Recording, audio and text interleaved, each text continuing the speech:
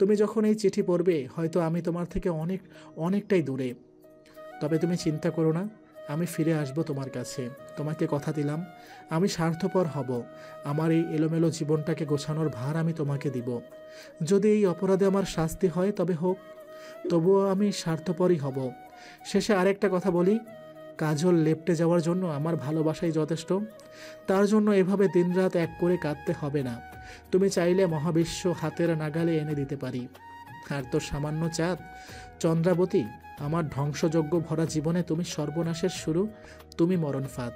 ইতি, তোমাকে যন্ত্রণায় ম্লান করিয়ে দেওয়া এক যুবক। প্রিয়তা চিঠিটা কাপা হাতে মুখের চেপে ধরে। মনে হচ্ছে এখানে মানুষটার গায়ের গন্ধ পাওয়া যাচ্ছে। নিঃশ্বাস নিতে কষ্ট হয় প্রিয়তার। ঝাপসা হয়ে আসে তার সামনে সবকিছু। প্রিয়তার দিকে ভ্রু কুঁচকে তাকিয়ে আছে মার্জিয়া বেগম। এক রাতে মেয়েটার চোখ মুখের অবস্থা করুন। চোখের নিচে কালি পড়েছে, কেমন যেন কোটরের মধ্যে ঢুকে গেছে চোখ দুটো। মার্জিয়া বেগমের রাগের উত্তাপ বাড়ে ভেতর ভেতরে। এমন একটা ভাব করছে যেন ওর মা মারা গেছে। তার ইচ্ছে করছে মেয়ের গালে ঠাস করে একটা চড় বসিয়ে দিতে। অনেক কষ্টে নিজেকে সামলায় সে। মেয়ে এখন যেই বয়সটা পার করছে তার সাক্ষাৎ আগুন। এই আগুন নেভানোর জন্য পানি লাগবে, আর পানি হলো মায়ের মুখের মিষ্টি কথা। কি রে প্রিয়তা, আজ এত সকাল সকাল ঘুম থেকে উঠে পড়লি যে? অন্যদিন তো হাতি দিয়ে টানলেও তোর ঘুম ভাঙে না। প্রিয়তা ম্লান স্বরে বলল, আজ কলেজে তাড়াতাড়ি যেতে হবে। মার্জিয়া বেগম কিছুটা ইতস্তত করে বলল, বলছি আজ কলেজে না গেলে হয় না? প্রিয়তা ঝট করে মায়ের মুখের দিকে তাকিয়ে বলল, কেন, আজ কি? মার্জিয়া বেগম আমতা আমতা করে বলল, তোকে দেখে মনে হচ্ছে তোর শরীরটা ভালো না। প্রিয়তা কঠিন গলায় বলল, আমি ঠিক আছি। চল প্রিয়তা, আজ আমি তোকে কলেজে নামিয়ে দেব। কবিসাও কখন এসে দাঁড়িয়েছে তাদের পাশে টেরই পায়নি ওরা। কেন বাবা, তোমাকে যেতে হবে কেন? আমি গেলে কি তোর সমস্যা হবে? প্রিয়তা মাথা নিচু করে আস্তে আস্তে নাসূচক মাথা নাড়ে। কবিসাও মুচকি হাসে মেয়ের দিকে তাকিয়ে। প্রচণ্ড দুর্বল লাগছে প্রিয়তার শরীরটা। সারা রাত ঘুম হয়নি, ঠিকমতো খায়নি। ঘরের মধ্যে অসহ্য লাগছিল, তাই নিজের সাথে জোর করে কলেজে এসেছে। ক্লাসে ঢুকে চুপচাপ এক কোণায় বসে আছে প্রিয়তা। কি গো সখী, মনটা মনে হচ্ছে খারাপ? এখন তো তোমারই দিন, মুখে হাসি ঝলমল করবে। রুনার কথায় প্রিয়তা কিছুটা চমকে ওঠে। মুখে জোর করে একটা হাসি ফুটিয়ে বলল, রুনা, তুই কখন এলি? এই এলাম গো বেশ কিছুক্ষণ। তোমার তো কোনো দিকেই মন নেই এখন, থাকবেই বা কিভাবে? এখন যে স্বপ্ন পুরুষের ধ্যানে মগ্ন তুমি। দেখ রুনা, বুঝছি বুঝছি, আর কিছু বলার দরকার নেই। এখন ফটাফট বলে ফেলতো, সুদর্শন পুরুষটি কে? প্রিয়তা আস্তে আস্তে বলল, কোন পুরুষের কথা বলছিস? ইস, কি নাটকটাই না করতে পারিস তুই। বললেই কি তোর মানুষটাকে আমি নিয়ে নিব নাকি? প্রিয়তা গলাস্বর আরো অনেকটা নামিয়ে ফিসফিস করে বলল, দেখ রুনা, তুই যা ভাবছিস তা নয়। কিছু ভাবছি না, যা দেখার নিজের চোখেই দেখেছি গতকাল। লাল গোলাপ কারা যে ওভাবে দেয় আমরা জানি। রুনা মুখ টিপে হাসতে থাকে। হঠাৎ রুনাকে অবাক করে দিয়ে প্রিয়তা ঝরঝর করে কেঁদে দেয়। রুনা হাসি থামিয়ে থমকে যায় প্রিয়তার কান্না দেখে। সবসময় হাসি মুখে থাকা মেয়েটার চোখে পানি কেন? রুনা ব্যস্ত হয়ে বলল, কি হয়েছে তোর? কাঁদছিস কেন তুই? দয়া করে বলবি কি হয়েছে? প্রিয়তা ফোপাতে ফোপাতে বলল, আমার কিছু ভালো লাগছে না রুনা, আমার মনটা ভালো করে দে। রুনা প্রিয়তার মাথায় হাত রাখে। সেই স্কুল জীবন থেকেই বন্ধুত্ব দুজনের, যেন বান্ধবী নয় দুই বোন। মেয়েটাকে দেখেই মনে হচ্ছে চাপা কোনো কষ্ট পুষে রেখেছে সে ভেতরে। কান্নারত মেয়েটার দিকে তাকিয়ে তারও কষ্ট হতে থাকে। প্রিয়তা, তুই কি ভীষণভাবে কারো ভালোবাসায় আষ্টে পৃষ্ঠে জড়িয়ে গিয়েছিস? প্রিয়তা উত্তর দেয় না। লাল পদ্মের মতো একজোড়া চোখে রুনার দিকে তাকিয়ে থাকে অপলক। সারা রাত ঘুম হয়নি আরও একটা মানুষের, সে হলো উচ্ছ্বাস।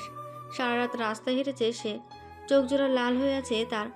সারাটা রাত রাস্তায় হেঁটে সে নিজেকে সময় দিয়ে চেয়েছে, নিজের মনকে প্রশ্ন করেছে, সে কি সত্যিই প্রিয়তাকে ভালোবাসে, নাকি সম্মুখে প্রতিদিন মেয়েটার মিষ্টত্ব একটু একটু করে বৃদ্ধি পেয়ে তার চোখে ধরা দিচ্ছে বলে তার অবচেতন মন তাকে ভালোবাসা বলে ধরে নিয়েছে। আর যাই হোক, মেয়েটাকে কষ্ট দিতে পারবে না সে। যদি সত্যি মেয়েটার অনুপস্থিতি তাকে পীড়া দেয়, তবে সে বুঝবে সে প্রিয়তাকে ভালোবেসেছে। আর যদি তা না হয় তবে সরে আসবে প্রিয়তার জীবন থেকে। কিন্তু সকাল হতে না হতেই এক আবদ্ধকর বিষাদে মনটা ছেয়ে যায় তার। মনে হচ্ছে অনেক যুগ হয়ে গেছে মেয়েটাকে দেখে না সে। এমন তো আগে কখনো কারোর জন্য হয়নি। বিশ্ববিদ্যালয়ে থাকতে একটা মেয়েকে মন দিয়েছিল সে। মেয়েটাও তাকে ভালোবাসতো। দুজনের ডিপার্টমেন্ট ছিল আলাদা। দুজনের ক্লাস শেষ হলে তারা টিএসসিতে একসাথে হাঁটতো। মেয়েটার হাসিটা খুব বেশি পছন্দ ছিল উচ্ছ্বাসের, কিন্তু মেয়েটার মনে হয়তো অন্য কিছু ছিল। আর তাই তো মাঝ রাস্তাতেই উচ্ছ্বাসকে ছেড়ে অন্য কারো হাত ধরতে দ্বিধাবোধ করলো না। অনেক কষ্ট পেয়েছিল উচ্ছ্বাস। প্রেম ভালোবাসা এসবের ওপর থেকে মন উঠে গিয়েছিল একরকম। এরপরে এলো তার জীবনের ভয়ঙ্করতম সেই কালো অধ্যায়। সকাল হতে না হতেই প্রিয়তার কলেজের সামনে দাঁড়িয়েছে উচ্ছ্বাস। সারা রাত ঘুম না হওয়ায় চোখ জ্বলছে তার। মেয়েটাকে এক নজর দেখার তৃষ্ণা তাকে জেগে বসেছে। কলেজের সামনে একটা দোকান থেকে সিগারেট জ্বালিয়ে চাতক পাখির মতো তাকিয়ে থাকে কলেজ গেটের দিকে। হঠাৎ দূর থেকে প্রিয়তাকে দেখে সময় থমকে যায় তার। অসম্ভব ক্লান্তি ভরা মুখটা দেখে বুকের মধ্যে খচখচ করে ওঠে। সে কি একটু বেশি কষ্ট দিয়ে ফেললো মেয়েটাকে? সিগারেট চলতে চলতে হাতের অনেকটা কাছে চলে এসেছে, যে কোনো সময় পুড়ে যাবে। কিন্তু সেদিকে খেয়াল নেই তার। কি অসম্ভব স্নিগ্ধতা ঘিরে আছে মেয়েটার চারপাশ। ও ভাই, ওইভাবে কি দেখছেন? সিগারেটে হাত পুড়ে যাব তো। উচ্ছ্বাস ধাতস্থ হয়ে সিগারেটটা ফেলে দেয়।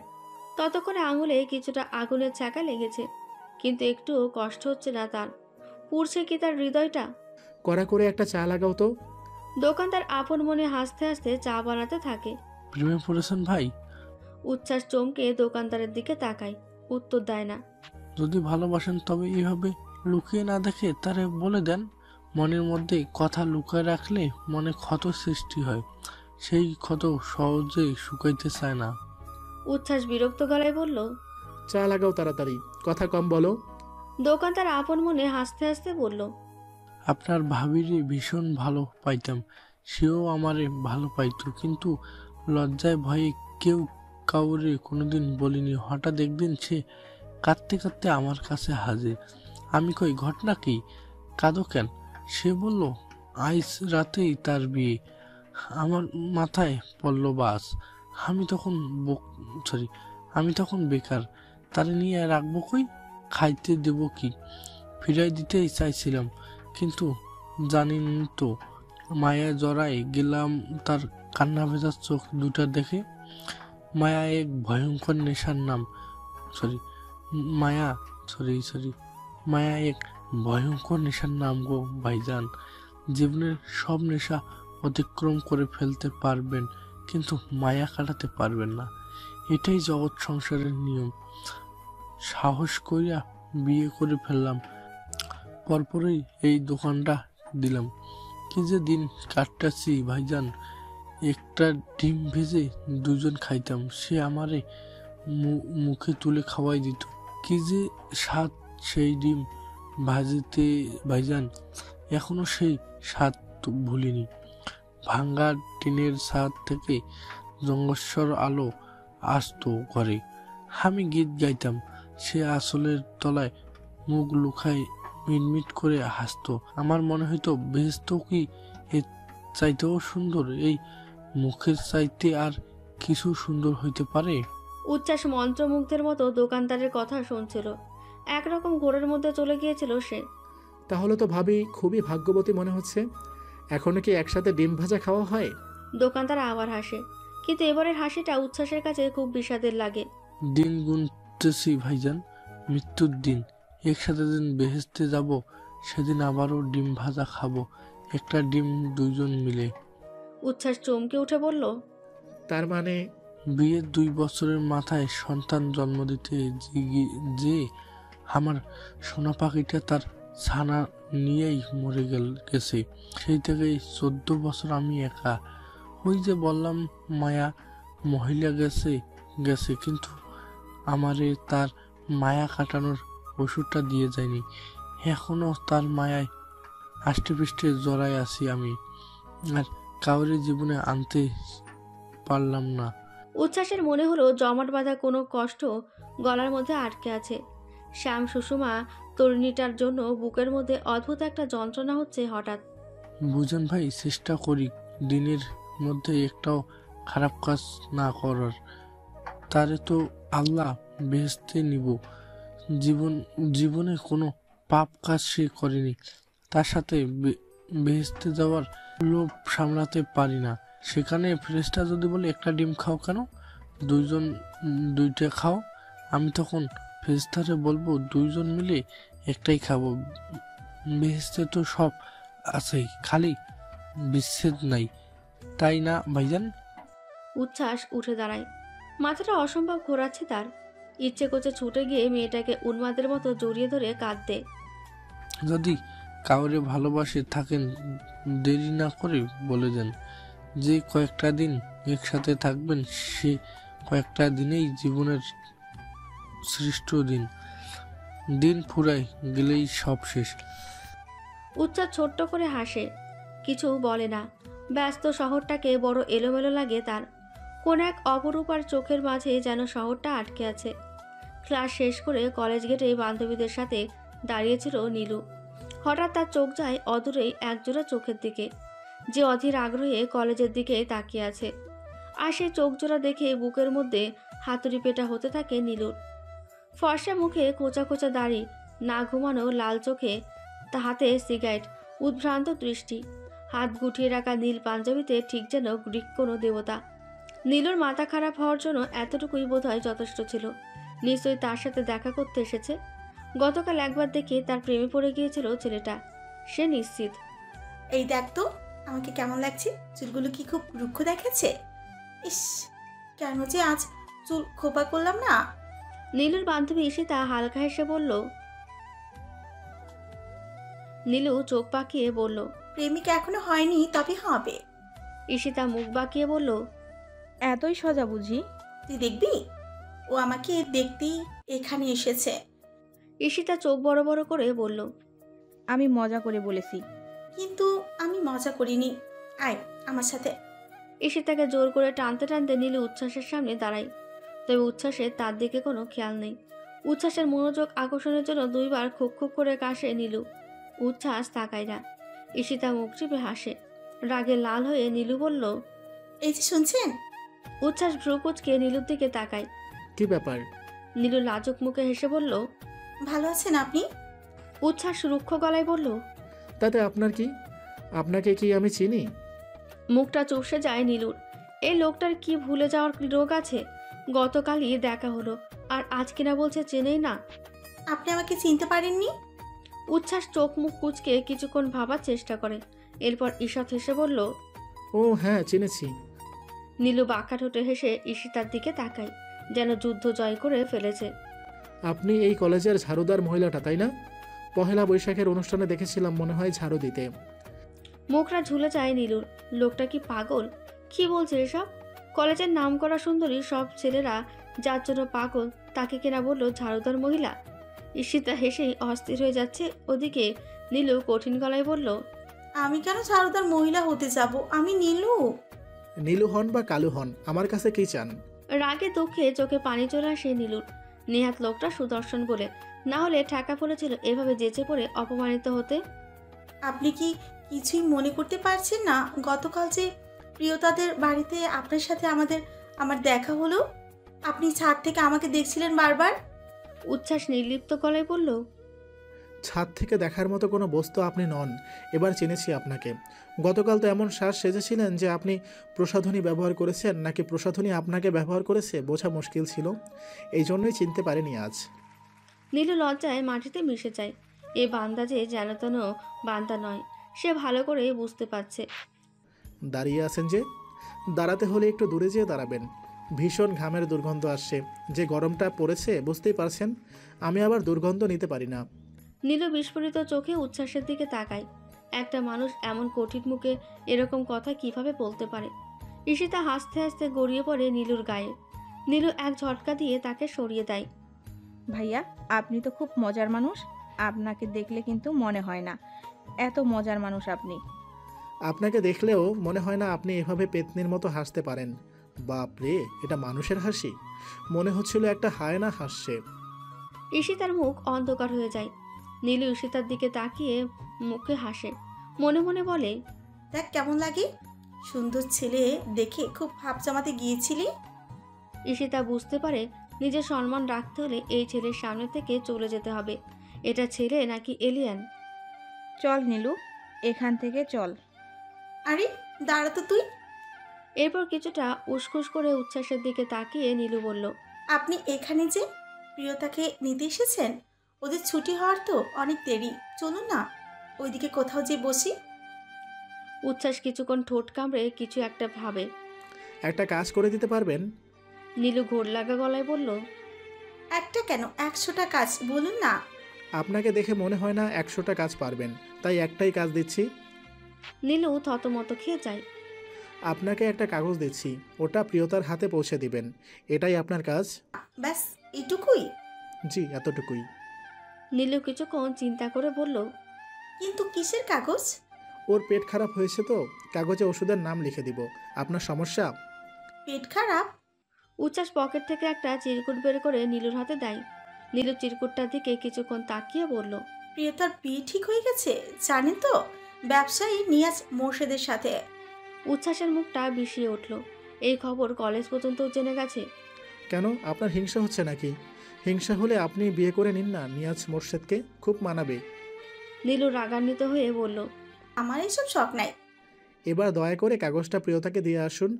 ভুলেও এটা খুলে পড়ার চেষ্টা করবেন না। বলে কি হবে? উচ্ছ্বাস নীলুর চোখের দিকে একদৃষ্টিতে তাকায়। নীলু কিছুটা ভয় পেয়ে যায়। পড়লে আপনারও পেট খারাপ হবে। হতভম্ব নীলু আর ঈশিতাকে পেছনে ফেলে উচ্ছ্বাস চলে যায়। ছেলেটা কে রে নীলু? বাপ রে বাপ, ছেলে তো নয়, যেন সাক্ষাৎ এক অ্যানাকোন্ডা। নিঃশ্বাস দিয়েই যেন বিষ বের হয়। নীলু মিটমিট করে হেসে বলল, এমন আগুন পুরুষই আমার পছন্দ। ইস কি দুষ্ট। ঈশিতা জোর করে হেসে নীলুর দিকে তাকায়। ক্লাস শেষ করে ক্লান্ত পায়ে সিঁড়ি থেকে নামছিল প্রিয়তা।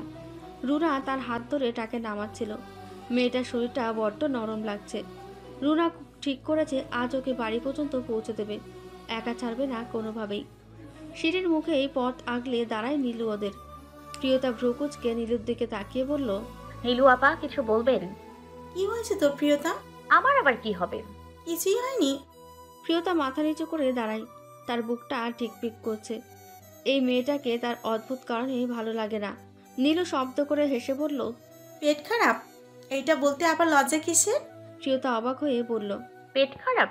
আমাকেও লজ্জা পাস নাকি তুই? তোর উচ্ছ্বাস ভাইয়ের কাছে তো লজ্জা পাস না, তাকে ঠিকই জানিয়েছিস। হতবাক হয়ে যায় প্রিয়তা। এসব কি বলছে নীলু আপা? কোনো কথা শোনে না মুখ দিয়ে তার। নীলু আপা, নীলু হেসে বলল, এই নে তোর ওষুধ। তোর ওই অতিরিক্ত সুন্দর ভাইটা এটা আমার হাতে দিয়ে গেল, বলল এখানে তোর পেট খারাপের ওষুধের নাম লেখা আছে। প্রিয়তা ভয়ঙ্করভাবে চমকে ওঠে। কাঁপা কাঁপা হাতে কাগজটা নাই। মনে হচ্ছে কাগজ না, বরং তার প্রাণটাই লুকিয়ে আছে এর মধ্যে। উনি কোথায় নীলু আপা? উনি তো চলে গিয়েছেন এটা দিয়েই। আচ্ছা, উনি কি তোদের বাড়িতে আর থাকেন না? কোথায় থাকেন রে? ঠিকানাটা দে না। কিছু না, রোজ সকালে উনি যে কালো শার্টটা পরে সিগারেট খান বাড়ির সামনে দাঁড়িয়ে, ওটাই দেখবো শুধু। প্রিয়তা যন্ত্রের মতো বলল, আমি জানি না উনি কোথায় থাকেন। নীলু রাগী চোখে কিছুক্ষণ প্রিয়তার দিকে তাকিয়ে চলে যায়। শক্ত করে চিঠিটা হাতের মধ্যে চেপে ধরে আছে প্রিয়তা। খুলতে ভয় পাচ্ছে সে। খুললেই তো শেষ হয়ে যাবে চিঠিটা। তার চেয়ে যতক্ষণ হাতে আছে থাক না। একাই রিকশাতে বাড়ি ফিরছে সে। রুনা আসতে চাইলেও সে বলেছে দরকার হবে না, একাই চলে যেতে পারবে। চাঁদ মুখে গ্রহণ লেগেছে কেন? আমাবস্যা দেখতে অভ্যস্ত নই আমি। আমার সব সময় পূর্ণচন্দ্র লাগবে, যার জ্যোৎস্নায় সব মন খারাপ ধুয়ে মুছে যাবে। ঝুম বৃষ্টির অপেক্ষা করো নন্দিনী, তার আগ পর্যন্ত যেন জ্যোৎস্না ফুরিয়ে না যায় চাঁদ থেকে। চিঠিটা বুকে চেপে ধরে হু হু করে কাঁদছে প্রিয়তা। না, এটা কষ্টের কান্না নয়, অদ্ভুত এক ভালো লাগায় আচ্ছন্ন হয়ে যাচ্ছে সে ক্ষণে ক্ষণে। আচ্ছা, খুব শান্তি হলে কি এভাবে কান্না পায়? আগে তো জানতো না সে। সুখের কান্নারও যে অদ্ভুত একটা সৌন্দর্য আছে, এটা আগে বুঝতে পারেনি কখনো সে। বয়স্ক রিক্সাওয়ালা প্রিয়তার কান্নার আওয়াজে পেছন ঘুরে তাকায়। কম বয়সী মেয়েটার কান্নায় বুকটা কেমন মোচড় দিয়ে ওঠে তার। কান্দো না আম্মাজান, কান্দো না। ফেইল মারছো পরীক্ষায়, একবার মারছো তাতে কি হইছে? তার জন্য এভাবে কানতে হইব? পরে বার ঠিক পাস দিবা, আমি দোয়া করে দিলাম। চোখের পানি মোছো তো আম্মাজান, এত সুন্দর ফুটফুটে মায়ার চোখে কান্দন মানায় না। হাসবে না করেও প্রিয়তা হেসে দেয়। সবকিছু আবারও রঙিন লাগতে শুরু করেছে তার। জীবন সুন্দর, অসম্ভব সুন্দর।